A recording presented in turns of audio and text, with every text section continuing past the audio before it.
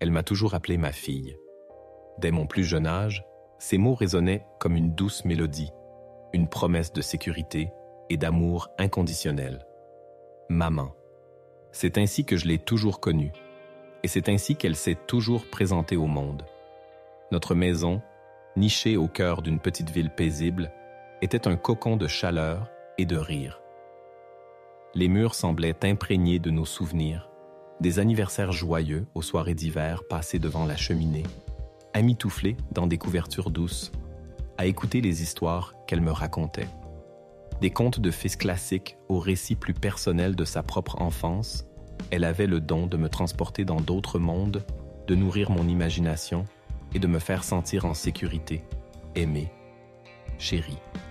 Je me souviens encore de l'odeur de ses parfums, un mélange subtil de fleurs et d'épices qui flottait dans l'air après son passage, laissant derrière elle une trace rassurante. Ses mains, douces et chaudes, étaient toujours là pour me prendre, me guider, me consoler. Elle m'apprenait à faire du vélo, à lire, à cuisiner, à affronter les petites et les grandes peurs de l'enfance. Elle était mon roc, mon phare, mon univers entier. Les autres enfants de l'école me jalousaient parfois. Je le sentais. Ils voyaient notre complicité, la façon dont elle me regardait, avec un amour si profond et évident. Ils enviaient peut-être aussi la beauté de notre maison, le jardin luxuriant où je passais des heures à jouer, la bibliothèque remplie de livres anciens et fascinants. Pour moi, tout cela était normal, naturel. C'était ma vie, ma famille, mon bonheur. Je ne me posais pas de questions, je ne cherchais pas d'explications. J'étais simplement, naïvement heureuse. Les années ont passé, douces et fluides, comme une rivière tranquille. L'enfance a cédé la place à l'adolescence, avec ses tempêtes et ses découvertes. Maman était toujours là, présente et attentive, mais je sentais une distance se creuser imperceptiblement entre nous. Non pas une distance physique, mais une distance émotionnelle, comme un voile léger qui se déposait sur notre relation. Je commençais à avoir mes propres secrets, mes propres pensées que je ne partageais pas avec elle. L'envie d'indépendance, le besoin de m'affirmer, de tracer mon propre chemin. C'était l'âge, je suppose. L'âge ingrat, comme on dit. Pourtant, au fond de moi, une petite voix murmurait que quelque chose avait changé, quelque chose que je ne comprenais pas encore, quelque chose qui dépassait les simples aléas de l'adolescence. Maman semblait parfois plus distante, plus préoccupée. Ses sourires étaient moins fréquents, ses yeux plus souvent empreints d'une tristesse vague, indéfinissable. Je lui posais des questions, bien sûr. Qu'est-ce qui ne va pas, maman? Mais elle se contentait de secouer la tête, de me rassurer d'un geste tendre, en me disant que c'était le stress, la fatigue, les soucis du quotidien. Des explications banales que j'acceptais sans trop y croire. Au fond de moi, je sentais que la vérité était ailleurs, cachée derrière un mur invisible, un secret bien gardé. Et puis, il y a eu cet après-midi, un après-midi d'été comme tant d'autres, ensoleillé et paisible. J'étais dans le grenier, à la recherche d'une vieille boîte de photos que je voulais montrer à mes amis. Le grenier était un endroit poussiéreux et sombre, rempli de trésors oubliés, de reliques du passé, de vieux meubles recouverts de draps blancs, des cartons entassés, des objets hétéroclites qui racontaient chacun une histoire silencieuse. En fouillant parmi les cartons, je suis tombé sur une petite malle en bois dissimulée derrière une pile de vieux journaux. Curieuse, je l'ai ouverte. À l'intérieur, il y avait des lettres, des photos, des documents anciens. Des papiers jaunis par le temps, dont l'odeur de vieux papier me chatouillait les narines. J'ai commencé à les regarder, distraitement d'abord, puis avec une attention croissante. Des photos de maman, plus jeune, souriante, entourée d'autres personnes que je ne connaissais pas, Des lettres écrites d'une écriture élégante et inconnue. Et puis, au fond de la malle, j'ai trouvé une enveloppe scellée portant mon nom de jeune fille. Un nom que je ne connaissais pas, un nom qui n'était pas celui de maman, un nom qui a résonné en moi comme un coup de tonnerre dans un ciel bleu. Le sang s'est glacé dans mes veines, mes mains ont commencé à trembler. Un vertige m'a envahi. J'ai ouvert l'enveloppe, le cœur battant la chamade. À l'intérieur, il y avait une lettre, une longue lettre écrite à la main, d'une écriture que je reconnaissais maintenant, celle des lettres trouvées dans la malle.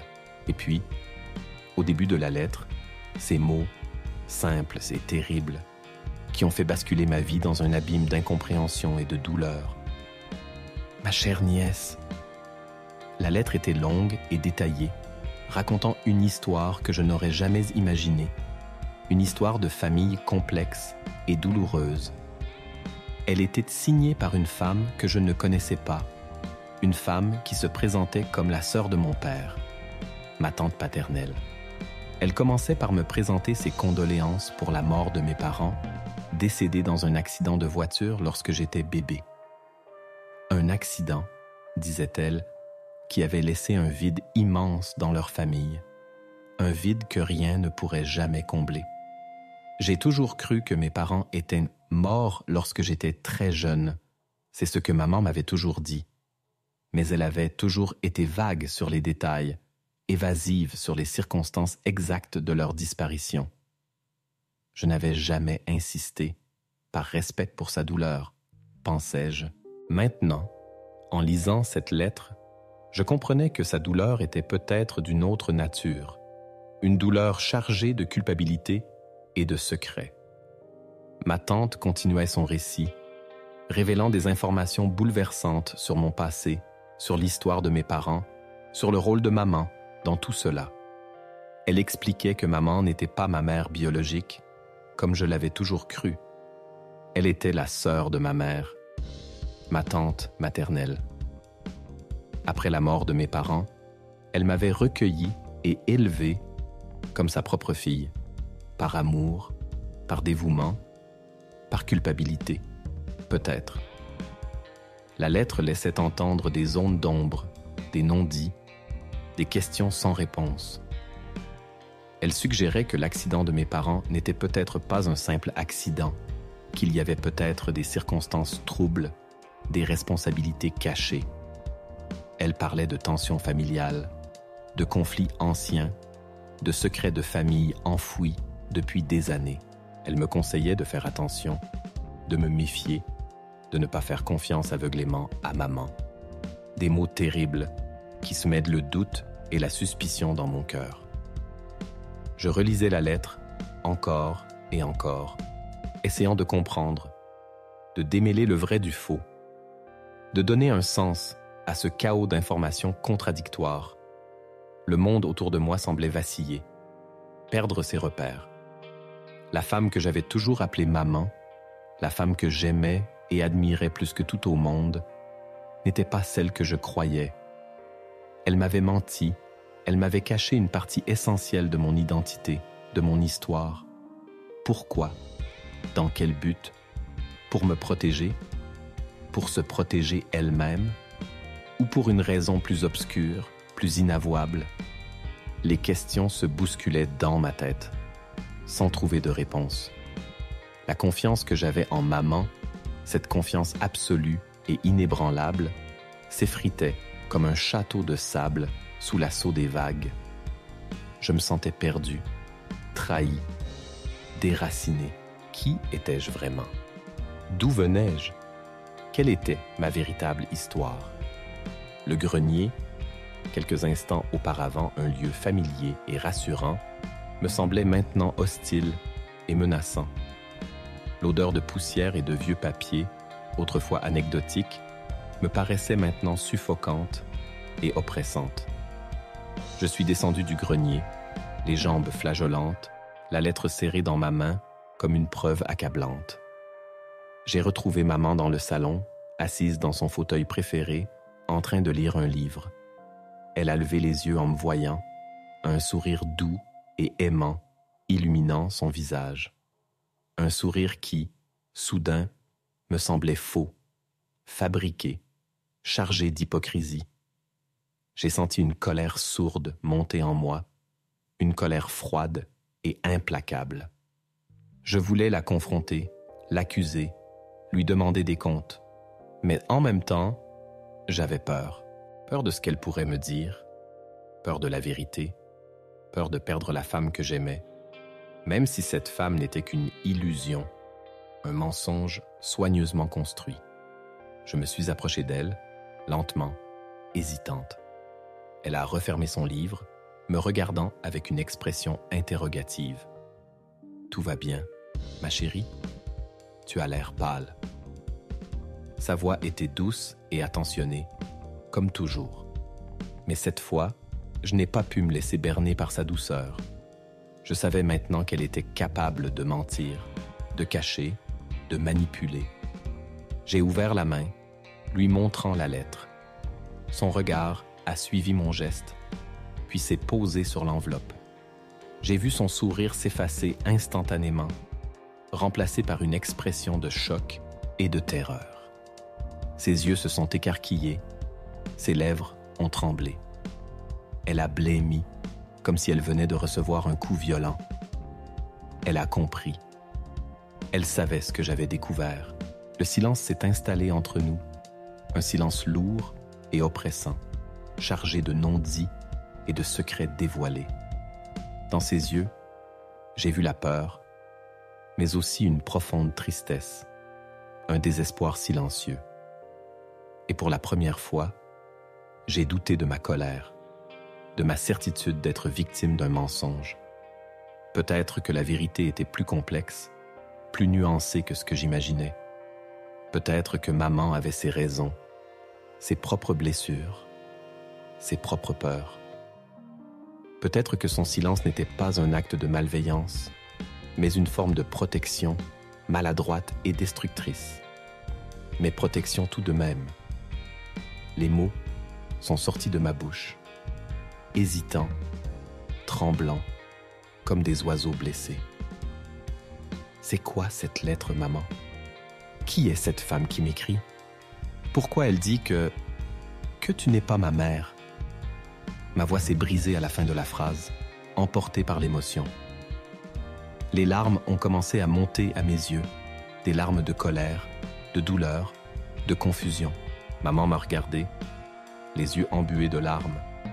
Elle a tendu la main vers moi, mais s'est arrêtée à mi-chemin, comme si elle n'osait pas me toucher, comme si elle craignait ma réaction.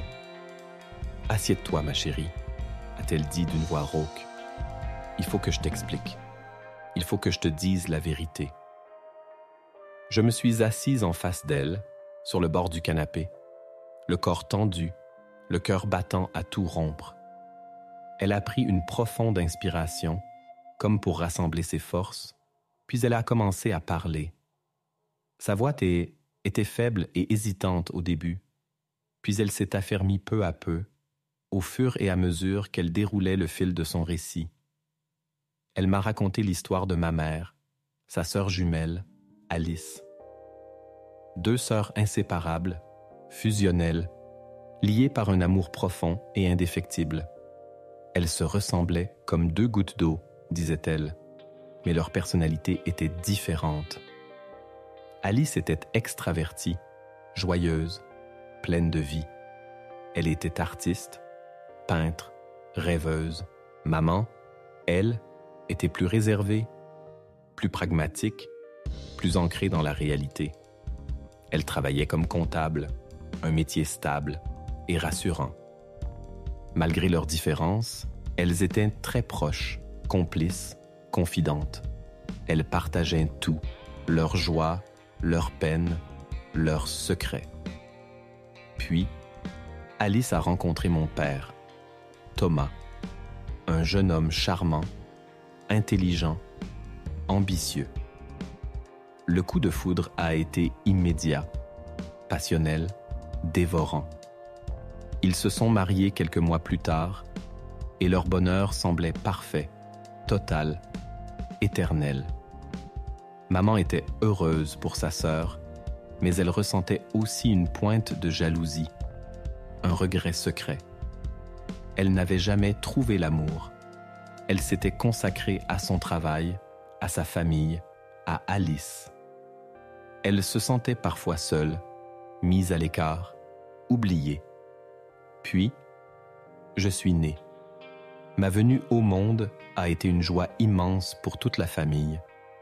J'étais le bébé miracle, l'enfant tant désiré, le fruit de l'amour d'Alice et Thomas. Maman était ma marraine et elle me chérissait comme sa propre fille. Elle passait des heures à me bercer, à me câliner, à me chanter des berceuses. Elle était folle de moi, disait-elle, mais le bonheur n'a pas duré. Quelques mois après ma naissance, l'accident. Un accident de voiture tragique qui a emporté Alice et Thomas en une fraction de seconde. Un choc terrible, une douleur insupportable pour maman, pour toute la famille. Elle a perdu sa sœur jumelle, son meilleur ami, sa confidente. Elle a perdu sa joie de vivre, son sourire, son énergie. Elle était dévastée, anéantie. Et puis, il y avait moi. Moi, le bébé orphelin, le dernier souvenir d'Alice, le symbole vivant de son amour perdu. Maman s'est sentie responsable de moi, investie d'une mission sacrée. Elle a décidé de m'adopter, de m'élever comme sa propre fille, de me donner tout l'amour et le bonheur que mes parents n'avaient pas pu me donner. Elle a quitté son travail, vendu son appartement en ville, et elle est venue s'installer dans la maison familiale, celle où nous vivons encore aujourd'hui. Elle a tout sacrifié pour moi, sa vie, ses rêves, ses ambitions. Elle s'est consacrée entièrement à mon éducation, à mon bien-être, à mon bonheur. Elle a voulu me protéger de la vérité, me préserver de la douleur, me construire un monde de douceur et d'amour. Elle a pensé que c'était la meilleure solution, la plus juste, la plus humaine. Elle a cru que le silence était la meilleure façon de me protéger. Elle s'est trompée. Elle le savait maintenant. Elle voyait la douleur dans mes yeux, la confusion dans mon regard, la blessure dans mon cœur. Elle comprenait que son mensonge, même motivé par les meilleures intentions, avait créé un fossé entre nous, une barrière invisible, une blessure profonde. Elle a terminé son récit, les larmes coulant librement sur ses joues. Elle m'a regardé avec une expression de supplication, d'espoir, de désespoir. « Pardonne-moi, ma chérie », a-t-elle murmuré. « Pardonne-moi pour tout. Je t'aime tellement. Tu es tout ce qui me reste. » Ces mots résonnaient dans le silence du salon, chargés d'émotion et de sincérité. Je la regardais, les yeux embués de larmes, le cœur déchiré. La colère s'était dissipée, remplacée par un mélange complexe de sentiments. La tristesse, la compassion, la confusion et une forme étrange de gratitude. Gratitude pour cet amour inconditionnel qu'elle m'avait offert pendant toutes ces années. Gratitude pour ce sacrifice immense qu'elle avait consenti pour moi. Elle n'était pas ma mère biologique, non. Mais elle avait été une mère pour moi. Une vraie mère, aimante, dévouée, protectrice. Elle m'avait élevé, éduqué, aimé comme sa propre fille, et même plus que cela. Elle avait été tout pour moi, mon pilier, mon refuge, mon modèle. Et maintenant, je découvrais la vérité, une vérité douloureuse et complexe, mais une vérité qui éclairait d'un jour nouveau notre relation, notre histoire commune. Je comprenais mieux ses silences, ses absences, ses moments de tristesse, ses regards mélancoliques. Je comprenais mieux son besoin de me surprotéger, de me préserver du monde extérieur, de me garder près d'elle, comme pour conjurer le sort, pour éviter de me perdre à mon tour. Elle avait vécu dans la peur constante de me voir disparaître, de revivre le traumatisme de la perte de sa sœur. Son mensonge était né de cette peur, de cet amour fou, de ce besoin de me protéger à tout prix. Était-ce excusable? Était-ce pardonnable? Je ne savais pas encore. Je n'avais pas de réponse à ces questions. J'avais besoin de temps pour réfléchir, pour digérer toutes ces informations, pour comprendre ce que tout cela signifiait pour moi, pour notre avenir. Je me suis levé, lentement, et je me suis approché d'elle.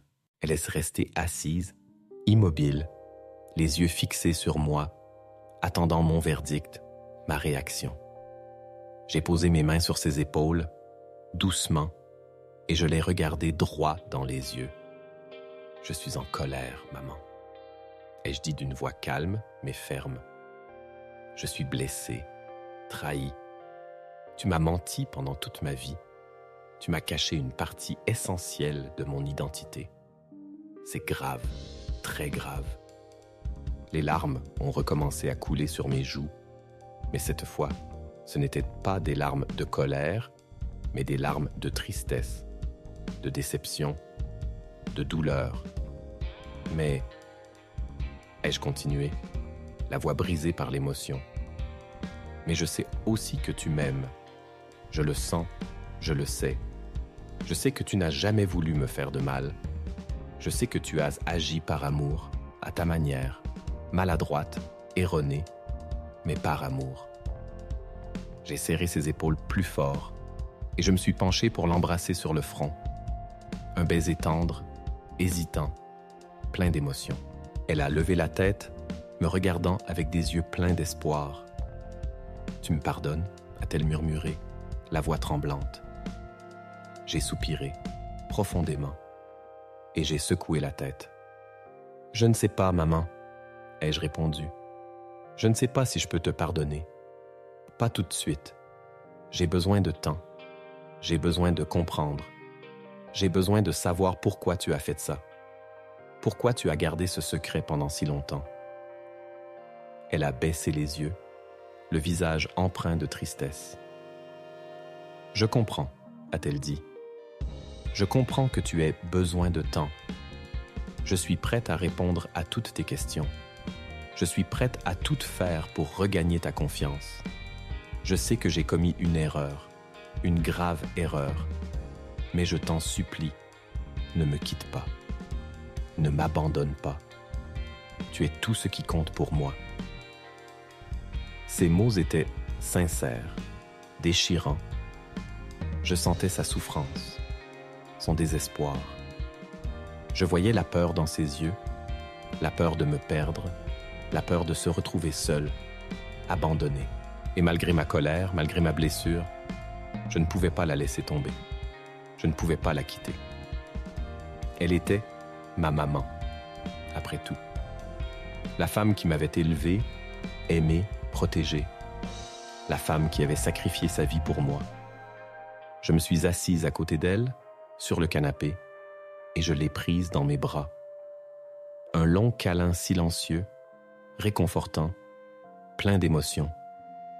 Les larmes ont continué à couler, mais cette fois, elles étaient mélangées, des larmes de tristesse, de soulagement, de compréhension, d'amour.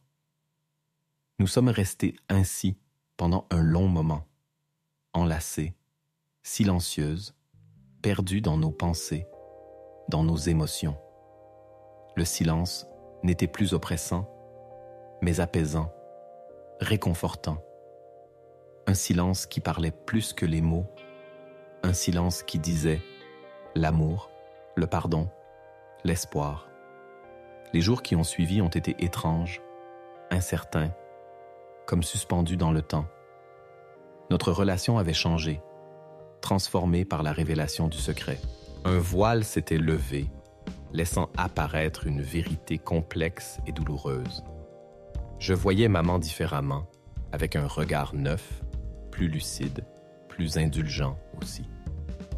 Je comprenais mieux ses motivations, ses peurs, ses faiblesses. Elle n'était pas la femme parfaite. la mère idéale que j'avais toujours imaginée. Elle était une femme blessée, fragile, humaine, avec ses qualités et ses défauts. Elle avait fait une erreur, une grave erreur, en me cachant la vérité. Mais elle l'avait fait par amour, par peur de me perdre, par désir de me protéger. Son mensonge était un acte d'amour maladroit, un sacrifice égoïste, mais un sacrifice tout de même. Je lui posais des questions, beaucoup de questions, sur mes parents, sur leur vie, sur leur mort. Elle répondait patiemment, honnêtement, sans rien me cacher. Elle me montrait des photos, des lettres, des souvenirs. Elle me racontait des anecdotes, des histoires de leur enfance, de leur jeunesse, de leur amour. Je découvrais un passé que je ne connaissais pas, une famille que je n'avais jamais rencontrée. Je comprenais mieux d'où je venais, qui j'étais, quelles étaient mes racines. Maman me parlait aussi de sa culpabilité, de ses regrets, de sa souffrance. Elle me disait qu'elle avait toujours vécu dans la peur d'être découverte, dans la crainte de me perdre. Elle avait porté ce secret comme un fardeau, un poids lourd qui l'avait rongé de l'intérieur. La révélation de la vérité était une libération pour elle, un soulagement, même si elle avait peur de ma réaction, de mon rejet. Elle avait besoin de mon pardon, de mon amour, de ma présence, et je lui ai donné. Pas tout de suite, pas facilement, mais je lui ai donné. Petit à petit, jour après jour, j'ai commencé à la pardonner. Non pas pour son mensonge que je ne pouvais pas oublier, mais pour son amour, pour son sacrifice, pour tout ce qu'elle avait fait pour moi. J'ai compris que son mensonge n'était pas une trahison, mais une forme de protection, une façon maladroite de m'aimer. J'ai compris que notre relation était plus forte que le mensonge, plus profonde que le secret. Nous avons recommencé à rire ensemble, à partager des moments de complicité, à nous confier nos joies et nos peines. La distance qui s'était creusée entre nous s'est estompée peu à peu, remplacée par une nouvelle forme de proximité, plus authentique, plus sincère, plus mature. Je ne l'appelais plus « maman » avec la même innocence, la même naïveté, mais je l'appelais toujours « maman » avec un amour différent, plus conscient, plus profond, plus respectueux. Elle restait la femme qui m'avait élevé, aimé, protégé, ma tante, ma mère de cœur, ma famille. Notre histoire était unique, complexe, douloureuse, mais aussi belle, forte, pleine d'amour. Elle était notre histoire, notre vérité, notre lien indéfectible. Un après-midi, ma tante paternelle, celle qui m'avait écrit la lettre, est venue nous rendre visite. Maman était nerveuse, anxieuse, elle avait peur de la rencontre, de ses réactions, de ses reproches. Mais tout s'est bien passé. Ma tante était une femme douce, gentille, compréhensive. Elle était venue pour me rencontrer, pour me connaître, pour me parler de mes parents, de leur famille. Elle ne jugeait pas maman. Elle comprenait ses motivations, ses peurs. Elle était reconnaissante envers elle de m'avoir élevée, de m'avoir aimée, de m'avoir donné une famille. Nous avons passé l'après-midi ensemble, à parler, à échanger des souvenirs, à regarder des photos. Une rencontre émouvante, apaisante, réconciliatrice.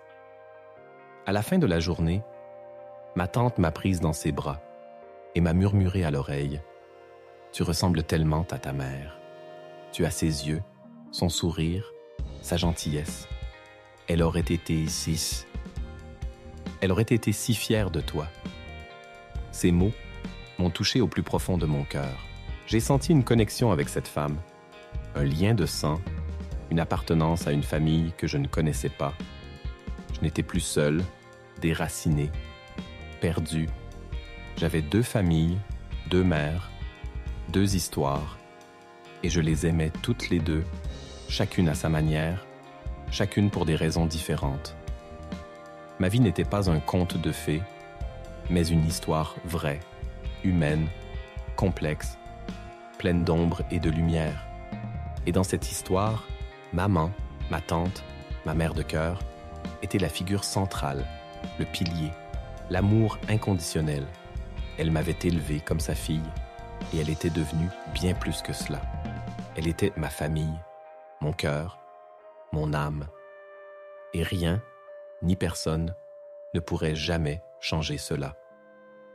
Notre secret était devenu notre force, notre blessure, notre cicatrice, notre mensonge, notre vérité. Et dans cette vérité, nous avions trouvé l'amour, le pardon, la réconciliation, la paix. Une paix fragile, précieuse, inestimable.